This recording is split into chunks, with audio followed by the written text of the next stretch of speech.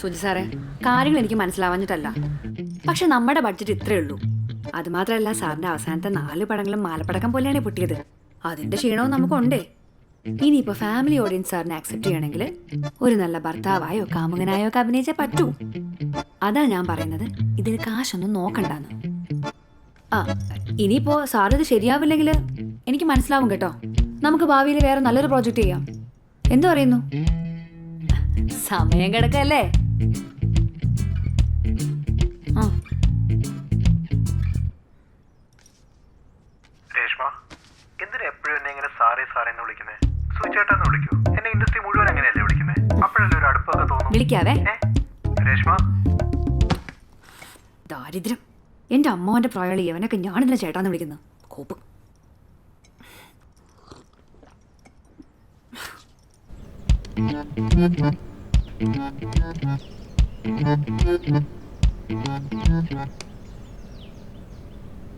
സുന്ദരിയാണൊരു ചഞ്ചലയാണ്, ഏഴഴകുള്ളൊരു മാനസമാണ്, cinema പിടിക്കുമല്ലോ.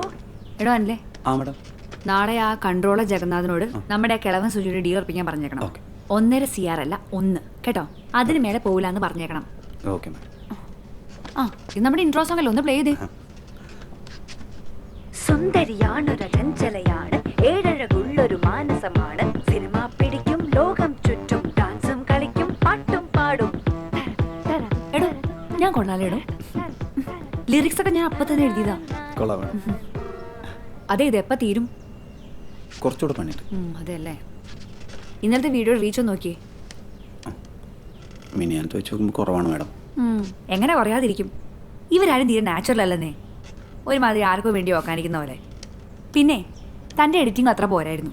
താനൊക്കെ ഏത് ഇൻസ്റ്റിറ്റ്യൂട്ടിലാണ് editing പഠിച്ചത്? Organic editing ആണ് ഇപ്പോഴത്തെ ഒരു ട്രെൻഡ്. ആരും അറിയില്ല അല്ലേ? ഞാൻ നാളെ നീ എന്ത് അപ്ലോഡ് ചെയ്യും? താൻ ആ യൂസ് ചെയ്യാത്ത ക്ലിപ്പൊന്ന് കാണിച്ചേ. Welcome to Reshma's world. ഇന്ന് നമ്മൾ പോകാൻ പോകുന്നത് ട്രിവാൻഡ്രത്തുള്ള ടുനോ മോളിലേക്കാണ്. And I have with me my sweet family.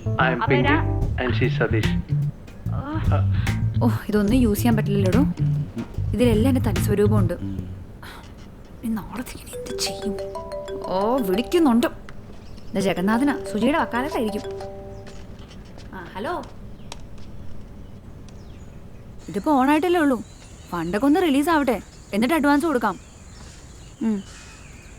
താൻ ധൃതി പിടിക്കാതിരിക്കടോ. അതെ, ഞാൻ 1 മണിക്കൂർ കഴിഞ്ഞ് വിളിക്കാം. ശരി ശരി, ഓക്കെ, ബൈ. എടോ അനിലേ, അനിൽ. എന്താ മാഡം? അതെ, താൻ താഴത്തേക്ക് വന്നു, ചെറിയ പണിയുണ്ട്. വേഗം വേഗം. സരസ്വതി ചേച്ചി, ചേച്ചി ചേച്ചിയെ ഞാനൊന്ന് ഫേമസ് ആക്കാൻ പോവാ. ഒന്നുമില്ല, ഞാൻ ഈ ചൂല് വാങ്ങിച്ച് മുട്ടൊക്കെ ഇങ്ങനെ അടിക്കാൻ നോക്കുമ്പോൾ ചേച്ചി പറയണം, അയ്യോ മോളെ അടിക്കണ്ട. അത്രേ ഉള്ളൂ. ചെയ്യല്ലോ, റെഡിയല്ലേ? അമ്മനെ